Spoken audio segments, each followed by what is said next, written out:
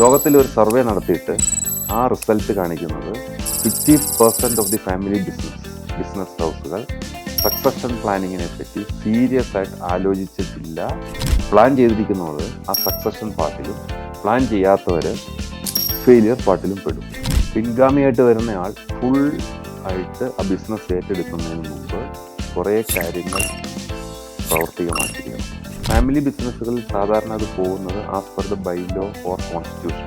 അപ്പം അതിൻ്റെ അകത്ത് തന്നെ ഒരു ചട്ടക്കൂടുണ്ട് എങ്ങനെ വേണം എന്നുള്ളത്.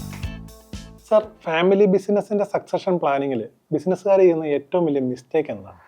ഫാമിലി ബിസിനസ്സിൽ സക്സഷൻ പ്ലാനിങ്ങിൽ ഏറ്റവും വലിയ മിസ്റ്റേക്ക് എന്താണെന്ന് വെച്ചാൽ അത് പ്ലാൻ ചെയ്യാണ്ടിരിക്കുക എന്നുള്ളതാണ്. ലോകത്തിൽ ഒരു സർവേ നടത്തിയിട്ട് ആ റിസൾട്ട് കാണിക്കുന്നത് 50% ഓഫ് ദി ഫാമിലി ബിസിനസ് ഹൗസുകൾ സക്സഷൻ പ്ലാനിങ്ങിനെ പറ്റി സീരിയസ് ആയിട്ട് ആലോചിച്ചിട്ടില്ല, അതിൻ്റെ പ്രോസസ്സ് പോലും തുടങ്ങിയിട്ടില്ല എന്നുള്ളതാണ്. അങ്ങനെ സംഭവിച്ചാൽ ആ ബിസിനസിന്റെ സ്ഥിതി എന്തായി മാറും? ഇതിൻ്റെ സ്ഥിതി എന്ന് പറഞ്ഞാൽ സക്സഷൻ റേറ്റ് അത് ഫിക്സ്ഡ് ആണ്. അതായത് ഫസ്റ്റ് ജനറേഷൻ തുടങ്ങുന്ന ബിസിനസ് 30% മാത്രമേ സെക്കൻഡ് ജനറേഷന് ഹാൻഡ് ഓവർ ചെയ്യാൻ പറ്റുള്ളൂ. ബാക്കി 70% ഫെയിലിയർ വരും. നെക്സ്റ്റ് ജനറേഷനിലേക്ക് സെക്കൻഡ് ടു തേർഡ് 15% ഉള്ളൂ. തേർഡ് ടു ഫോർത്ത് 3 to 4% ഉള്ളൂ. ഈ റൂളിൽ പെടും ഇവരെല്ലാം. പ്ലാൻ ചെയ്തിരിക്കുന്നവർ ആ സക്സഷൻ പാർട്ടിലും പ്ലാൻ ചെയ്യാത്തവർ ഫെയിലിയർ പാർട്ടിലും പെടും. ഇതാണ് ഇതിൻ്റെ അൾട്ടിമേറ്റ് റിസൾട്ട് വരാൻ പോകുന്നത്. സർ, ഫാമിലി ബിസിനസ്സിൽ ഒരു പിൻഗാമി വരുമ്പോൾ അയാൾക്ക് എന്തെല്ലാം ക്വാളിറ്റി ഉണ്ടായിരിക്കേണ്ടത്? ഫാമിലി ബിസിനസ്സിൽ പിൻഗാമിയെ തിരഞ്ഞെടുക്കുമ്പോൾ കുറേ ക്രൈറ്റീരിയാസ് ഫുൾഫിൽ ചെയ്താലേ അയാളെ തിരഞ്ഞെടുത്ത് അയാൾക്ക് ഹാൻഡ് ഓവർ ചെയ്യാൻ പറ്റുള്ളൂ. ബേസിക്കായിട്ട് വേണ്ട കാര്യം എഡ്യൂക്കേഷനാണ്. പ്രോപ്പർ നല്ല എഡ്യൂക്കേഷൻ, നല്ല ബിസിനസ് സ്കൂളുകളിൽ നിന്നൊക്കെ നല്ല എഡ്യൂക്കേഷൻ കിട്ടി വന്നാൽ മാത്രമേ ഫസ്റ്റ് ക്രൈറ്റീരിയ അതാണ്. സെക്കൻഡ് ക്രൈറ്റീരിയ എന്ന് പറയുന്നത് ഈ എഡ്യൂക്കേഷൻ കഴിഞ്ഞിട്ട് അവർ ഈ സ്വന്തം ബിസിനസ് അല്ലാത്ത പുറത്ത് കോർപ്പറേറ്റുകളിലും കമ്പനികളിലും നല്ല റെപ്യൂട്ടഡ് സിസ്റ്റംസ് ഉള്ള വലിയ മൾട്ടിനാഷണൽ കമ്പനീസിലൊക്കെ വർക്ക് ചെയ്തിട്ട് വന്നാൽ ആ പഠിച്ചതെല്ലാം ഇവിടെ ഇംപ്ലിമെൻ്റ് ചെയ്യാൻ പറ്റും. 3 മെച്യൂരിറ്റി. അതുകൊണ്ടാണ് ഏജ് 40 to 45 വരണം എന്ന് പറയുന്നത്. To have a matured outlook, matured thinking. പിന്നെ ബാക്കിയെല്ലാം ഇത് ഫോളോ ചെയ്തോളും. ബിക്കോസ് ഒരു പ്രൊഫഷണൽ അപ്രോച്ച് വേണം, ടീം ബിൽഡിംഗ് വേണം, ലീഡർഷിപ്പ് വേണം, വിഷൻ വേണം, അതേപ്പറ്റി ഇംപ്ലിമെൻറ്റ് ചെയ്യാനുള്ള സ്കില്ലുകൾ വേണം, അനലിറ്റിക്കൽ പവർ വേണം. ഇങ്ങനെ ഒരു മാനേജർക്ക്, നല്ലൊരു ബിസിനസ് ലീഡർക്ക് അല്ലെങ്കിൽ നല്ലൊരു പ്രൊഫഷണൽ മാനേജർക്ക് വേണ്ട എല്ലാ ക്വാളിറ്റീസും ഫാമിലി ബിസിനസ്സിൽ നിന്ന് വരുന്ന ലീഡ് ചെയ്യാൻ പോകുന്ന സക്സസർക്ക് തീർച്ചയായിട്ടും വേണം. സർ, സാധാരണഗതിയിൽ ചില ബിസിനസ്സുകൾ കാണാറുണ്ട്, ഈ പിൻഗാമിയായി വരുന്ന ആൾക്ക് വളരാനുള്ള അവസരം ഈ അവരുടെ പിതാവോ അല്ലെങ്കിൽ ഈ നേതൃത്വ സ്ഥാനത്തിരിക്കുന്ന ആൾ കൊടുക്കുന്നതായിട്ട് കാണാതെ വരുന്നുണ്ട്. അപ്പം അങ്ങനെ വന്നു കഴിഞ്ഞിട്ടുണ്ടെങ്കിൽ അവിടെ എന്ത് സംഭവിക്കും? ഇതിൻ്റെ അകത്ത് കൊടുക്കുക എന്ന് ഉള്ളതിനേക്കാളും ഞാൻ വിശ്വസിക്കുന്നത് അത് ചെയ്യാൻ ശ്രമിക്കുക എന്നുള്ളതാണ്. കാരണം പൊസിഷൻ ഓൾറെഡി കിട്ടിക്കഴിഞ്ഞു. ഇനി ഇതിനു മുമ്പിരുന്ന ആൾ ഒരു പക്ഷേ ഒരു പരിധിവരെയൊക്കെ അവിടെ ഇൻവോൾവ്മെൻ്റ് ഉണ്ടെങ്കിൽ പോലും അതിനെ അതിജീവിച്ച് കിട്ടിയിരിക്കുന്ന ഉത്തരവാദിത്വം ഈ പുള്ളിയുടെ സ്കില്ലുള്ളതുകൊണ്ടാണല്ലോ ആ പൊസിഷനിലേക്ക് വന്നത്. ആ സ്കില്ല് ഉപയോഗിച്ച് എന്താണോ കമ്പനിയുടെ പ്ലാൻ, എന്താണോ അതിൻ്റെ വിഷൻ, എന്താണ് അതിൻ്റെ മിഷൻ, അതിലേക്ക് എത്തിക്കാൻ ഉള്ള എല്ലാ വഴികളും ശ്രമിച്ചേ പറ്റുള്ളൂ. ഇനിയിപ്പോൾ റിട്ടയർ ചെയ്ത് ഫാദറാണെങ്കിൽ പുള്ളി ഒരു കൺസ്ട്രെയിൻ അല്ലെങ്കിൽ ഒരു ബ്ലോക്കായിട്ട് നിൽക്കുവാണെങ്കിൽ അതിനെ വേണ്ട രീതിയിൽ തരണം ചെയ്യാനുള്ള മാർഗങ്ങളും പുള്ളി തന്നെ കണ്ടുപിടിക്കണം. അപ്പോൾ ഒരു പൊസിഷനിൽ എത്തിയിട്ട് നമ്മൾ ഇന്ന കാരണങ്ങൾ എന്ന് പറഞ്ഞിട്ട് ഒരു ഹെൽപ്ലെസ് ആയിട്ട് നിന്ന് കഴിഞ്ഞാൽ ആ സെലക്ഷൻ തെറ്റിപ്പോയി, ആ ഒരു കൺസ്ട്രെയിനിൽ ആ പൊസിഷനിൽ അത് ഫിറ്റ് ആവാത്ത ഒരു ഡിസിഷനായിട്ട് വരും. സർ, പിൻഗാമിയായി വരുന്ന ആളുകൾക്ക് എന്തെല്ലാം പരിശീലനങ്ങളാണ് സാധാരണഗതിയിൽ നൽകേണ്ടത്? പിൻഗാമിയായിട്ട് വരുന്നയാൾ ഫുൾ ആയിട്ട് ആ ബിസിനസ് ഏറ്റെടുക്കുന്നതിന് മുമ്പ് കുറേ കാര്യങ്ങൾ പ്രാവർത്തികമാക്കിയിരിക്കണം. 1, ഞാൻ ആദ്യം പറഞ്ഞ മതി, പ്രോപ്പർ എഡ്യൂക്കേഷൻ ഉണ്ടായിരിക്കണം. 2, പുറത്തുള്ള കമ്പനികളിൽ അല്ലെങ്കിൽ ബിസിനസ് ഹൗസുകളിൽ വർക്ക് ചെയ്ത എക്സ്പീരിയൻസ് വേണം. ഈ വർക്ക് ചെയ്ത എക്സ്പീരിയൻസ് ഉണ്ടെങ്കിൽ ഉള്ള ഗുണം എന്താണെന്ന് വെച്ചാൽ നമ്മൾ നേരിട്ട് എഡ്യൂക്കേഷൻ കഴിഞ്ഞ് ഫാമിലി ബിസിനസ്സിലേക്ക് വന്നു കഴിഞ്ഞാൽ ആ ഫാമിലിയുടെ കൾച്ചർ എന്താണോ, അവരുടെ തിങ്കിങ് എന്താണോ, ആ സെറ്റപ്പ് എന്താണോ, അതിക്കുള്ളൊരു എക്സ്പോഷർ കിട്ടാൻ പോകുന്നില്ല, ഈവൻ ദോ സ്റ്റഡി ചെയ്തിട്ടുണ്ടെങ്കിൽ പോലും. കാരണം എന്തൊക്കെ സ്റ്റഡി ചെയ്താലും അത് ഇംപ്ലിമെൻ്റ് ചെയ്യാനോ പ്രാക്ടീസ് ചെയ്യാനോ ഒരു സ്ഥലം, പ്ലാറ്റ്ഫോം കിട്ടിയില്ല എങ്കിൽ അത് വേസ്റ്റ് ആവും. എവിടെയോ കേട്ട ഒരു അറിവോ ഉണ്ടാവുള്ളൂ, ഇംപ്ലിമെൻ്റ് ചെയ്യാൻ പറ്റില്ല. അതുകൊണ്ടാണ് പറയുന്നത്, പുറത്തുള്ള നല്ല വെൽ ഗവേൺഡ് കമ്പനികളിലോ കോർപ്പറേറ്റുകളിലോ വർക്ക് ചെയ്തിട്ട് വന്നാൽ അവർക്കൊരു സെൽഫ് എസ്റ്റീം, ഇതിലേക്ക് എൻ്റർ ചെയ്യുമ്പോൾ തന്നെ ഒരു സെൽഫ് എസ്റ്റീമും കോൺഫിഡൻസും അവിടെ നിൽക്കും. വേറൊരു ഗുണമെന്ന് പറഞ്ഞാൽ, ഇത്രയും എക്സ്പോഷർ ഉള്ള ഒരാൾ വരുമ്പോൾ എംപ്ലോയീസും ബാക്കിയുള്ള കൊളീഗ്സും അല്ലെങ്കിൽ ബാക്കിയുള്ള മാനേജ്മെൻറ്റ് ടീമും ശരിക്കും ഇവരെ അക്സെപ്റ്റ് ചെയ്യും. മൂന്നാമത്, ഇത് കിട്ടിക്കഴിഞ്ഞാൽ, നമ്മൾ പൊസിഷൻ കിട്ടിക്കഴിഞ്ഞാൽ ഇവിടെയുള്ള കുറവുകൾ, ആ സിസ്റ്റവും പുള്ളി എക്സ്പോസ്ഡ് ആയിട്ട് ചെയ്തിട്ടുള്ള സിസ്റ്റമും ഇതും ഉള്ള ഡിഫറൻസിൽ നമുക്ക് അതിലേക്ക് സിസ്റ്റം വൈസ്ഡ് ഇമ്പ്രൂവ്മെൻറ്റ് വരുത്താൻ പറ്റും. ഏറ്റവും പ്രധാനപ്പെട്ട കാര്യം അക്കൗണ്ടബിലിറ്റി എന്നുള്ളൊരു കാര്യമുണ്ട്. അതായത് എന്ത് കാര്യം ഒരു ബിസിനസ് ചെയ്താലും he must be accountable to somebody or to the company. ഈ അക്കൗണ്ടബിലിറ്റി തീർച്ചയായിട്ടും പുറത്തുള്ള കമ്പനികൾ വർക്ക് എംപ്ലോയി ആയിട്ട് വർക്ക് ചെയ്യുമ്പോൾ തീർച്ചയായിട്ടും അവർക്ക് ആ എക്സ്പീരിയൻസ് കിട്ടിയിരിക്കും. ഈ അക്കൗണ്ടബിലിറ്റി സിറ്റുവേഷൻ സ്വന്തം കമ്പനിയിലും സ്വന്തമായിട്ട് അക്കൗണ്ടബിൾ ആവാം, മറ്റുള്ളവരെ അക്കൗണ്ടബിൾ ആക്കാം. ഇതെല്ലാം കിട്ടണമെങ്കിൽ പുറത്തുള്ള എക്സ്പോഷർ കിട്ടിയേ പറ്റുള്ളൂ. ദെൻ അകത്ത് വന്നു കഴിഞ്ഞാൽ നേരിട്ട് ആ ചീഫിൻ്റെ കസേര ഒരിക്കലും കൊടുക്കാൻ പറ്റില്ല. ആദ്യമേ ചെയ്യേണ്ടത് ഏതെങ്കിലും ഡിപ്പാർട്ട്മെൻറ്റ് വൈസ്, ആദ്യം ഒരു ഇൻഡക്ഷൻ പോലെ ഡിപ്പാർട്ട്മെൻറ്റ് വൈസ് എല്ലായിടത്തും ഒരു റൊട്ടേഷൻ നടത്തണം. പിന്നെ ഏതെങ്കിലും സ്പെസിഫിക് റെസ്പോൺസിബിലിറ്റീസ് ഏറ്റെടുത്ത് അത് സക്സസ്ഫുള്ളായിട്ട് കൊടുത്ത് അങ്ങനെ അതുമായിട്ടൊന്ന് യൂസ്ഡ് ആയിട്ട് 1 or 2 ഇയേഴ്സിനകം മാത്രമേ ഈ ടോപ്പ് പൊസിഷൻ അല്ലെങ്കിൽ സക്സസേഴ്സ് പൊസിഷൻ കൊടുക്കാൻ പറ്റത്തുള്ളൂ. സാർ, ഒരു പുതിയ സക്സസറെ കൊണ്ടുവരുമ്പോൾ അതിനെക്കുറിച്ച് എംപ്ലോയീസിൻ്റെ അടുത്ത് ഇൻഫോം ചെയ്യേണ്ട ആവശ്യമുണ്ടോ? തീർച്ചയായിട്ടും ആ ഇൻഡക്ഷൻ പ്രോസസ്സ് വളരെ ട്രാൻസ്പെറൻ്റ് ആയിരിക്കണം. ഇത് ആദ്യം ബോർഡ്, മാനേജ്മെൻറ്റ് ടീം, എംപ്ലോയീസ്, നമ്മുടെ എല്ലാ സ്റ്റേക്ക് ഹോൾഡേഴ്സും, അതായത് നമ്മുടെ സപ്ലയേഴ്സ്, ക്രെഡിറ്റേഴ്സ്, നമ്മുടെ വെൻഡേഴ്സ്, നമ്മുടെ വാട്സാപ്പ്, അങ്ങനെയുള്ള നമ്മളുമായിട്ടുള്ള എല്ലാ സ്റ്റേക്ക് ഹോൾഡേഴ്സും അവരെ വേണ്ട രീതിയിൽ വേണ്ട സമയത്ത് അറിയിച്ച് അവരുടെ ഒരു നോളജോട് കൂടി മാത്രമേ ഇവിടെ ഈ ചേഞ്ച് വരാൻ പറ്റുള്ളൂ. അങ്ങനെ ചെയ്തില്ലെങ്കിൽ എന്ത് സംഭവിക്കും? ചെയ്തില്ലെങ്കിലത്തെ കുഴപ്പം ആ ഒരു കമ്മ്യൂണിക്കേഷൻ ഗ്യാപ്പ് അവിടെ നിൽക്കും. അതായത് നമ്മളൊരു സ്മൂത്തായിട്ട് പോകേണ്ട ഒരു കാര്യം അതിൻ്റെ അകത്ത് ആവശ്യമില്ലാത്ത ഹഡിൽസും ബ്ലോക്സും ഉണ്ടാക്കി വയ്ക്കും.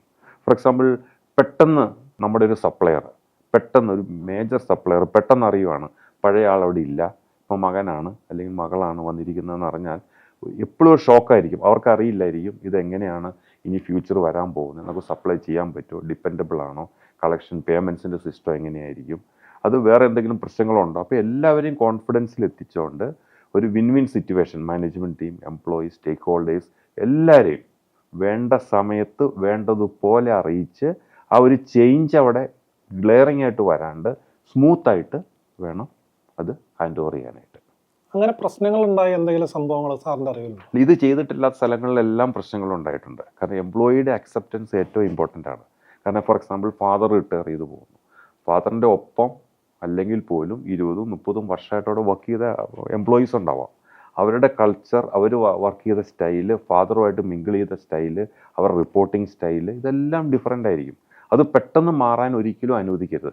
അതുകൊണ്ടാണ് സക്സഷൻ പ്ലാനിങ്ങിൻ്റെ ആ പ്രോസസ്സിൽ working together, hand holding and working together എന്നുള്ളൊരു സ്റ്റേജ് ഇട്ടിരിക്കുന്നത്. ആ സ്റ്റേജിലാണ് ഈ കാര്യങ്ങളെല്ലാം ഹാൻഡ് ഓവർ ചെയ്യേണ്ടത്. ഒരു ഓർഡറിൽ അത് ഹാൻഡ് ഓവർ ചെയ്യേണ്ടത്. അല്ലെങ്കിൽ എല്ലാവർക്കും ഒരു ബ്ലോക്ക് ആവും. അപ്പോൾ എടുക്കുന്ന ആൾക്ക് മനസ്സിലാക്കാൻ പറ്റും ഏതെല്ലാം കൾച്ചറാണ് അവിടെ നടത്തിക്കൊണ്ടിരിക്കുന്നത്. ആ കൾച്ചർ ചേഞ്ച് വരുമ്പോൾ ഉണ്ടാകുന്ന ട്രെയിനിങ്ങുകൾ, മെൻറ്ററിങ്ങുകൾ, ക്ലാസ്സുകൾ, ഇതെല്ലാം എംപ്ലോയീസിന് കൊടുക്കണം. കാരണം എംപ്ലോയീസ് ആളുടെ അൾട്ടിമേറ്റ്ലി കോൺട്രിബ്യൂട്ട് ചെയ്യുന്നത്. നമ്മൾ ലീഡറായിട്ടിരിക്കുമ്പോൾ employees as a team build up ചെയ്താലാണല്ലോ ഇത് ബിൽഡപ്പ് ചെയ്യുള്ളൂ. അപ്പോൾ അവരുടെ ബ്ലെസ്സിങ്ങോടുകൂടി ആണ് ഈ പോസ്റ്റ് ഏറ്റെടുക്കാൻ പറ്റുള്ളൂ. അങ്ങനെയാണ് നല്ല നല്ല കോർപ്പറേഷനുകളിലും നല്ല നല്ല ബിസിനസ് ആൻഡ് ഫാമിലി ഗവേണൻസ് സിസ്റ്റമുള്ള ഫാമിലിയിലും ഇതിനൊക്കെ ഒരു പ്രോട്ടോക്കോൾ ഉണ്ട്. അതനുസരിച്ച് മാത്രമേ അത് ഇംപ്ലിമെൻ്റ് ചെയ്യുള്ളൂ. സാർ, ഈ സക്സസർ എംപ്ലോയീസിന്റെ ഒരു അംഗീകാരം നേടിയെടുത്തില്ലെങ്കിൽ അവിടെ എന്ത് സംഭവിക്കും? ഇത് വലിയ പ്രശ്നമാണ്. കാരണം പുതിയ ആൾ വരുമ്പോൾ അത് രണ്ട് കൂട്ടരും അത് ശ്രദ്ധിക്കണം. പുതിയ ആൾ പ്രത്യേകം ശ്രദ്ധിക്കണം. കാരണം പുതിയ ആൾ വരുമ്പോൾ ഞാൻ ഈ പറഞ്ഞ പ്രോസസ്സിലൂടെ അല്ല വന്നതെങ്കിൽ, ഒരു മച്യൂർഡ് സ്റ്റേജിൽ അല്ല വന്നതെങ്കിൽ പുള്ളിക്ക് കുറേ അഡ്വൈസേഴ്സ് എവിടെയെങ്കിലും കിട്ടും. അപ്പോൾ പുള്ളിക്ക് ആ നോളജ് ഇല്ല, അതിനെപ്പറ്റി ഒരു ഡിസിഷൻ, ഒരു അനലിറ്റിക്കൽ സ്കില്ലില്ല. നമ്മുടെ അടുത്ത് ഒരാൾ വന്ന് എന്തെങ്കിലും അഡ്വൈസ് ചെയ്താൽ പോലും അതിനെ അനലൈസ് ചെയ്തിട്ട് ശരിയും തെറ്റും മനസ്സിലാക്കാനുള്ള കഴിവില്ല എങ്കിൽ ഇതെല്ലാം പ്രോബ്ലത്തിലാവും. ചേഞ്ചുകളെല്ലാം, ഈ ചേഞ്ച് മാനേജ്മെൻറ്റ് എന്ന് പറഞ്ഞാൽ തന്നെ വലിയൊരു കാര്യമാണ്. കാരണം ഈ എംപ്ലോയീസിനെ സംബന്ധിച്ചിടത്തോളം, സ്റ്റാഫിനെ സംബന്ധിച്ചിടത്തോളം ഒരു ഹെഡ് പോയിട്ട് പുതിയ ഹെഡ് വരുമ്പോൾ ദർ വിൽ ബി റെസിസ്റ്റൻസ്. അതിൻ്റെ അകത്ത് പല കാരണങ്ങൾ കൊണ്ട്, ചിലർക്കും കോൺഫിഡൻസിൻ്റെ കുറവ് വരാം, ചിലപ്പോൾ നോളജ് കുറവുള്ളവർ കാണാം, ചിലർ ഫാദർ ആയതുകൊണ്ട് ആ ഒരു റിലേഷൻഷിപ്പ് വെച്ച് നിർത്തി, ഇവർക്കൊക്കെ പ്രോബ്ലം ഉണ്ടാകാം. എന്നൊരു പ്രശ്നം വരുമ്പോൾ അവർ വേറെ രീതിയിൽ റിയാക്ട് ചെയ്യാൻ സാധ്യതയുണ്ട്. അൾട്ടിമേറ്റ്ലി സംഭവിക്കണമെന്ന് വെച്ചാൽ കമ്പനിയുടെ പ്രോഗ്രസ്സിനെ, കമ്പനിയുടെ സ്മൂത്ത് റണ്ണിങ്, കമ്പനിയുടെ പ്രൊഡക്ടിവിറ്റിയെ അൺവാണ്ടഡ് ആയിട്ട് അഫക്റ്റ് ചെയ്യിക്കും ഇത്, ഈ പ്ലാനിങ് ഇല്ല എങ്കിൽ. ഇതിൻ്റെ അകത്ത് വൺ വേർഡിൽ പറഞ്ഞാൽ expect that there will be resistance from everywhere. ഇത് നമ്മൾ മുൻകൂട്ടി കണ്ട് റെസിസ്റ്റൻസ് വരാണ്ടുള്ള പ്ലാനിങ്ങുകളും കമ്മ്യൂണിക്കേഷനും ട്രാൻസ്പെറൻ്റ് ആയിട്ടുള്ള കാര്യങ്ങളും take them into confidence. എല്ലാവരെയും കോൺഫിഡൻസിലെടുത്തോണ്ടേ ഇത് വിജയിപ്പിക്കാൻ പറ്റുള്ളൂ. അതിൻ്റെ സ്കില്ലാണ് നമ്മൾ പുറത്തൊക്കെ വർക്ക് ചെയ്ത് മച്യൂർഡ് ഏജ് ആയി കഴിയുമ്പോൾ അതിൻ്റെ അകത്ത് കിട്ടുന്നത്. പെട്ടെന്ന് എടുത്തു ചാടിയുള്ള മാറ്റങ്ങൾ വരുത്താണ്ട് ആ രീതിയിൽ ചേഞ്ചുകൾ വരുത്താനുള്ള ഒരു സ്റ്റൈൽ ഓഫ് ഫങ്ഷനിങ് അവിടെ കിട്ടും. അപ്പോൾ എല്ലാവരും സപ്പോർട്ട് ചെയ്ത് കിട്ടും. അവരുടെ കൺസേൺസ് എന്താ ഉണ്ടാവാൻ സാധ്യതയുള്ളത്, സീ ദി അൺസീൻ, അത് വെച്ചിട്ട് അത് അഡ്രസ്സ് ചെയ്യണം. നമ്മൾ ഗ്ലെയറിങ് ആയിട്ടുള്ള കൺസേൺസ് അല്ല വേണ്ടേ, എന്തുണ്ടാവാൻ സാധ്യതയുള്ളൂ. ഇതിന് ശരിക്കും പ്രൊഫഷണൽ കൺസൾട്ടൻസിൻ്റെ സപ്പോർട്ട് ഉണ്ടെങ്കിൽ രണ്ട് സൈഡും ട്രാൻസ്പെറൻ്റ് ആയിട്ട് കിട്ടും. അതായത് എംപ്ലോയീസിന് എന്താ കൺസേൺ ഉണ്ടാവാൻ സാധ്യത ഉള്ളത് എന്ന് മനസ്സിലാക്കുകയോ അവരോട് സംസാരിച്ചിട്ട് അത് സോർട്ട് ഔട്ട് ചെയ്ത് മാനേജ്മെൻറ്റുമായിട്ടുള്ള ഇൻട്രാക്ഷനിൽ തീർത്ത് മുന്നോട്ട് പോയില്ല എങ്കിൽ it will be A challenging assignment. ഈ അധികാര കൈമാറ്റ സമയത്ത് കുടുംബത്തിൽ പലതരത്തിലുള്ള പ്രശ്നങ്ങൾ ചില സമയത്ത് കാണുന്നുണ്ട്. അപ്പോൾ പ്രശ്നങ്ങളില്ലാതെ എങ്ങനെയാണ് ഈ അധികാര കൈമാറ്റം നടത്താൻ സാധിക്കുന്നത്? ഇതിൻ്റെ ആ പ്രോസസ്സ് ഞാൻ എക്സ്പ്ലെയിൻ ചെയ്തല്ലോ. ഒരാളെ ഐഡൻറ്റിഫൈ ചെയ്യുകയോ സെലക്ട് ചെയ്യുകയോ ചെയ്യുമ്പോൾ തന്നെ അതെന്തായാലും ഫാമിലിയിൽ അറിഞ്ഞിരിക്കും. അപ്പോൾ ഫാമിലിയിൽ സാധാരണഗതിയിൽ അവർക്ക് ഫാമിലി മീറ്റിങ്സ് കാണും, അവർ കൗൺസിൽ കാണും, അവരുടെ ഡിന്നർ ടേബിൾ മീറ്റിങ്സ് കാണും. അങ്ങനെ കുറേ മീറ്റിങ്സുകൾ ഫാമിലി തന്നെ ഉണ്ട്. ഇതുവഴിയാണ് ഈ ഫാമിലി എന്നുള്ള കോൺട്രിബ്യൂഷൻ, ഫാമിലി എന്നുള്ള ഒരു ഇൻറ്റൻഷൻ പുറത്തു വരുന്നത്. കാരണം ഫാമിലി ബിസിനസ്സിൽ ഫാമിലി കൗൺസിൽ എന്ന് പറഞ്ഞൊരു ബോർഡ് പോലെ സംഭവമാണ്. അതിൻ്റെ അകത്ത് ടോപ്പ് സീനിയർ ആൾക്കാരാണ് ഇതിൻ്റെ അകത്ത് ഇരിക്കുന്നത്. കാരണം ഇതിൻ്റെ ഓണേഴ്സും കൂടെ കൂടിയാണ്. നമ്മൾ മറ്റതുപോലെ ഇതൊന്നുമല്ല, പിന്നെ ബോർഡ് പോലെയൊന്നുമല്ല, ഇത് they are the full owners. ഇവരാണ് സാധാരണ ഇതിൻ്റെ അകത്തൊരു അന്തിമ തീരുമാനം എടുക്കേണ്ടത്.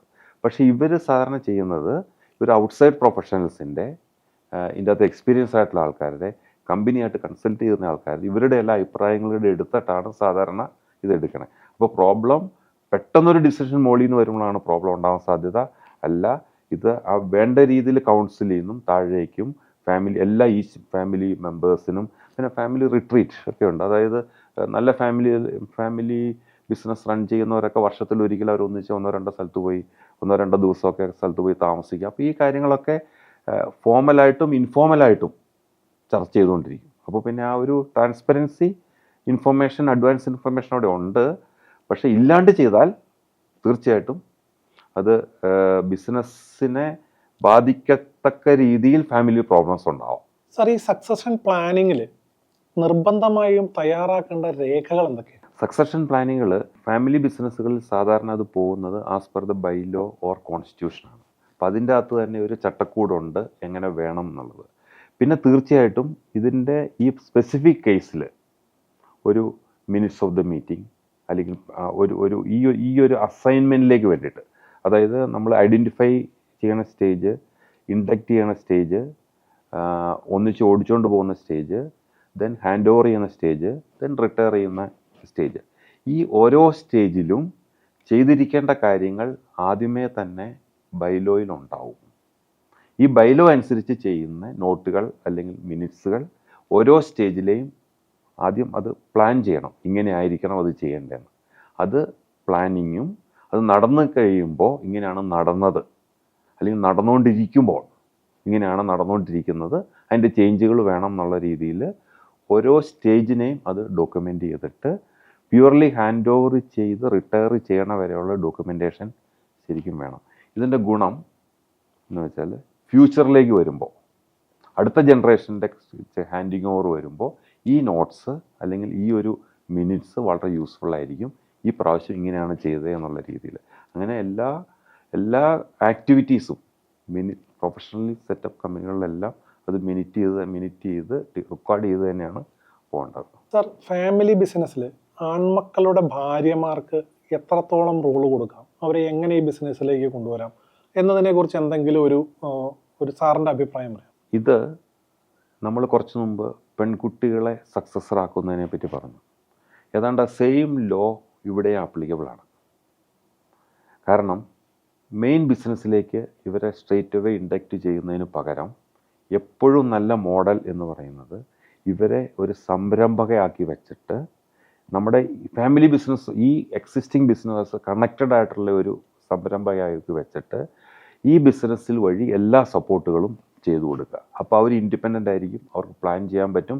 ഈ മെയിൻ ബിസിനസ്സിലേക്ക് വന്ന് അൺനെസസറി കൺഫ്യൂഷൻസ് ഉണ്ടാവുകയില്ല. അവരെ സപ്പോർട്ട് ചെയ്യാൻ വേണ്ടി ശരിക്കും പറഞ്ഞാൽ നമുക്ക് ചെയ്യാവുന്നത് ഈ ഫാമിലി ബിസിനസ്സിൻ്റെ പ്രൊഫഷണൽ മാനേജേഴ്സിനെ അല്ലെങ്കിൽ പ്രൊഫഷണൽ അഡ്വൈസേഴ്സിനെയും കൂടി അവർക്ക് സപ്പോർട്ട് ചെയ്ത് കൊടുക്കാം. അപ്പോൾ ഏറ്റവും നല്ല മോഡൽ എന്ന് പറയുന്നത് ഇവരെ ഓൺട്രപ്രണേഴ്സ് ആക്കുക എന്നുള്ളതാണ്. ഇനി ഞാൻ ആദ്യം പറഞ്ഞ മാതിരി ഒരു വെൽ റൺ കോർപ്പറേഷൻ ആണെങ്കിൽ വിത്ത് സിസ്റ്റംസ്, റൂൾസ് എല്ലാം ഉണ്ടെങ്കിൽ ഇവരുടെ ഇൻട്രസ്റ്റ്, കേപ്പബിലിറ്റി, എക്സ്പീരിയൻസ്, പാഷൻ ഇതെല്ലാം അനുസരിച്ചിട്ട് സ്യൂട്ടബിൾ പോസ്റ്റ് കൊടുക്കാം. പക്ഷേ ദേ വിൽ ബി റെസ്പോൺസിബിൾ. ഈ റെസ്പോൺസിബിലിറ്റി, അക്കൗണ്ടബിലിറ്റി, ഈ 2 പോയിന്റ് വരുമ്പോൾ പലർക്കും ഒരു കൺഫ്യൂഷൻ ഉണ്ടാവാൻ സാധ്യതയുണ്ട്. അപ്പോൾ അതിലും നല്ലത്, കാരണം അവർ റിപ്പോർട്ട് ചെയ്യുന്നത് ചിലപ്പോൾ പ്രൊഫഷണൽ മാനേജേഴ്സിനായിരിക്കും. അവരെ സംബന്ധിച്ചിടത്തോളം ഇവർ ഫാമിലി, സൺസ്, വൈഫാണെന്നുള്ളത് നോക്കേണ്ട ആവശ്യമില്ല. അപ്പോൾ കൺഫ്യൂഷൻസ് ഉണ്ടാവാം. ഇതിലൊക്കെ ഏറ്റവും നല്ലത് ഒരു നല്ല മോഡൽ എന്ന് പറയുന്നത് അവർ ഇൻഡിപെൻഡൻ്റ് ആക്കിക്കൊണ്ട്, അവർക്ക് ഇൻട്രസ്റ്റ് ഉണ്ട് എങ്കിൽ ഇൻഡിപെൻഡൻ്റ് ആക്കിക്കൊണ്ട് സപ്പോർട്ട് ചെയ്ത് വേറൊരു സംരംഭം ഉണ്ടാക്കി ഇതിൻ്റെ കൊടക്കീഴിൽ അവർക്ക് എൻഗേജ്ഡ് ആവുകയും ചെയ്യാം. It will be A good model. Sir, ഈ പിൻഗാമികളായിട്ട് വരുന്ന യങ് ജനറേഷനെ നമ്മൾ പറഞ്ഞു അവരെ പല മേഖലകളിൽ അല്ലെങ്കിൽ പുറത്തുള്ള കമ്പനികളിൽ ജോലി ചെയ്യിച്ചിട്ട് ഈ ബിസിനസ്സിലേക്ക് കൊണ്ടുവരുന്നതാണ് നല്ലതെന്ന്. അങ്ങനെ സംഭവിച്ചില്ല, ഇവരെ നേരിട്ട് ഈ ബിസിനസ്സിലേക്ക് കൊണ്ടുവന്നാൽ എന്തെല്ലാം പ്രത്യാഘാതങ്ങൾ ഉണ്ടാകും? ഇവിടെ അക്കോർഡിംഗ് ടു മീ പ്രത്യാഘാതങ്ങളേ ഉണ്ടാവുള്ളൂ. അതൊരു ബാഡ് മോഡലാണ്. അത് ചെയ്തു കഴിഞ്ഞാൽ അൾട്ടിമേറ്റ്ലി ആ ബിസിനസ്സിൻ്റെ അൾട്ടിമേറ്റ് ഗ്രോത്തിനെ നന്നായിട്ട് ബാധിക്കും. ഇത് പല ഫാമിലിയും കണ്ടുവച്ചേക്കണം. എന്താണെന്ന് വെച്ചാൽ ഇപ്പോൾ ഒരു ഫാദർ ഒരു ആൾ തുടങ്ങി, അവരുടെ മക്കളായി, അത് വളരും, കുറച്ച് വളർന്ന് പന്തലിക്കാൻ നല്ല സാധ്യതയുണ്ട്. കാരണം ഇവരെല്ലാം ഇൻവോൾവ് ആയതുകൊണ്ട്. ഇപ്പോൾ ഈ കുട്ടികളുടെ വിചാരം അല്ലെങ്കിൽ അവരുടെ പേരൻസിൻ്റെ വിചാരം ഇതൊരു എംപ്ലോയിൻ്റെ എക്സ്ചേഞ്ച് മാത്രമാണ്. അതായത് നമ്മളിത് കഴിഞ്ഞാൽ നേരെ വന്ന് ഇവിടെ ജോയിൻ ചെയ്യാം without any planning, any training. അവിടെ തിരിക്കുന്ന ഫാമിലി മെമ്പേഴ്സിനെ എന്തു തോന്നുന്നോ ആ ഒരു റോൾ ഏൽപ്പിക്കും. അങ്ങനെ ധാരാളം നമ്മൾ കാണുന്നുണ്ട്. അപ്പോൾ അതിൻ്റെ അതുകൊണ്ടുണ്ടാകുന്ന പ്രശ്നം എന്ന് വെച്ചാൽ ഇവർ വന്നു എന്ന് വിചാരിച്ച് അവിടെ പ്രത്യേകിച്ച് അഡീഷണൽ കോൺട്രിബ്യൂഷൻ ഒന്നും വരുന്നില്ല. അതായത് ഇവർ ഫോർ എക്സാമ്പിൾ 3-4 ബ്രദേഴ്സ് കൂടി നടത്തിക്കൊണ്ടിരുന്ന ഒരു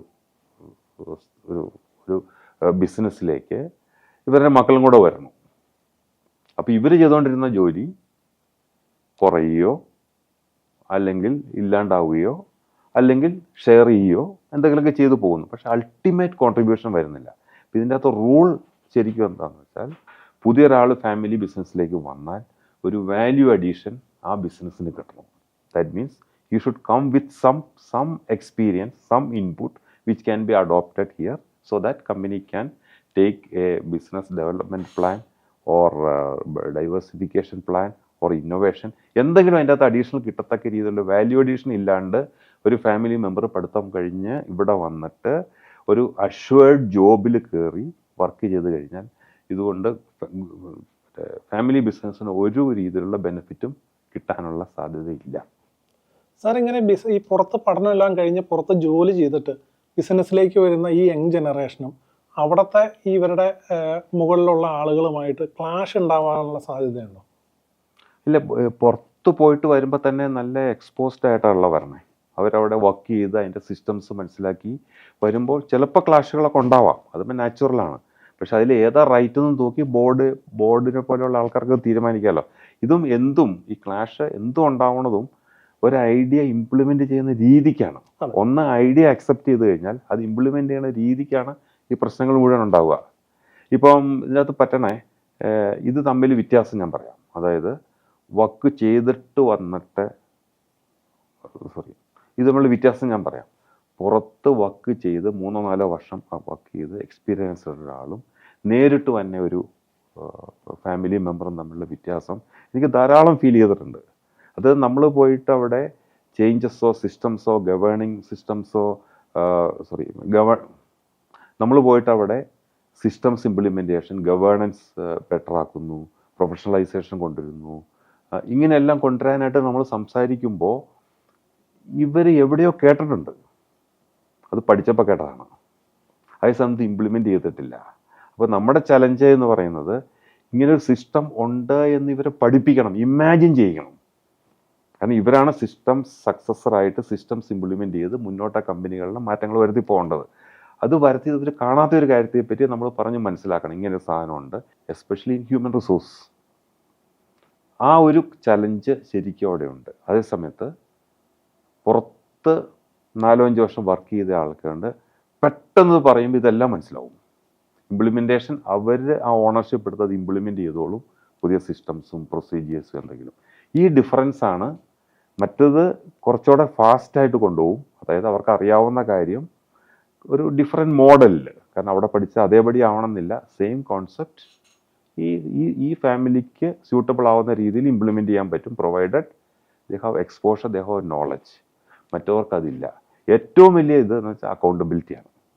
അവിടെ നന്നായിട്ട് നല്ല ബോസിൻ്റെ കീഴിലോ നല്ല പ്രൊഫഷണൽ മാനേജേഴ്സിൻ്റെ കീഴിലോ വർക്ക് ചെയ്തിട്ട് അക്കൗണ്ടബിലിറ്റി എന്നുള്ള കാര്യം ഉള്ളിൽ തട്ടണം. I'm accountable for whatever I do under this roof. അപ്പോൾ മറ്റത് എന്താ പ്രശ്നം? മറ്റത് അങ്ങനെ സംഭവമില്ല, ഞാൻ ഓണറുടെ മകനല്ല, അല്ലെങ്കിൽ ഞാൻ ഇതല്ല. അപ്പോൾ അക്കൗണ്ടബിലിറ്റി എന്ന് പറഞ്ഞാൽ അയ്യോ ചേട്ടൻ്റെ മോനാണോ, അയ്യോ അല്ലെങ്കിൽ പെങ്ങളുടെ മോനാണോ, അയ്യോ ഇത് മറ്റിടത്ത് അങ്ങനെയൊന്നുമില്ല. അതാണ് ഈ governance systems well run company ആയിട്ടുള്ള ഒരു പ്രശ്നം.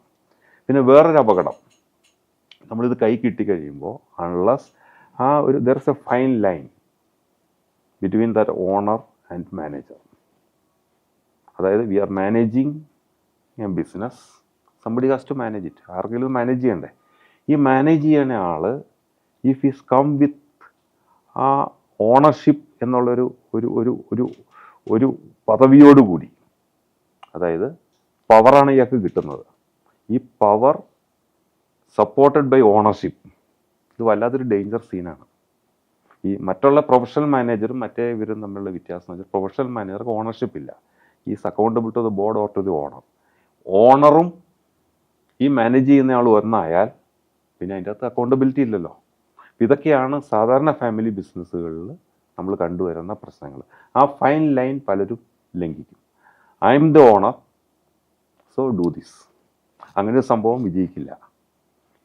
ഇത് ചെയ്യേണ്ട കാര്യം ഉണ്ടെങ്കിൽ ആര് പറഞ്ഞാലും ഇത് നടക്കും, ഓണർ വേണമെന്നില്ല. മനസ്സിലായില്ലേ? ഇതാണ് ആ ഒരു പ്രശ്നങ്ങൾ ഫാമിലി ബിസിനസ്. ഈ വക കാര്യങ്ങൾ ശ്രദ്ധിക്കാണ്ട് ബിസിനസ് ഓടിച്ചുകൊണ്ട് പോകുമ്പോഴാണ് either they will degrow or they will be stable, അല്ലെങ്കിൽ ചലഞ്ചസ് ഉണ്ടാകുന്നത്. ഇതിൻ്റെ ഇടയ്ക്ക് എന്താ പറ്റണമെന്ന് ചോദിച്ചാൽ നമ്മുടെ competitors well run, well managed, well focused competitors കയറി പോകും. നമ്മൾ ഈ പ്രോബ്ലം എല്ലാം വെച്ചുകൊണ്ട് ഇവിടെ ഇങ്ങനെ കറങ്ങി നിൽക്കും. ഇതൊക്കെയാണ് സാധാരണഗതിയിൽ ഞാൻ പറഞ്ഞ സക്സഷൻ റേറ്റിൻ്റെ ഒരേ ബ്ലോക്കിലേക്കും ഒരേ ഇതിലേക്കും വീഴണതിന് കാരണം ഇതൊക്കെ തന്നെ.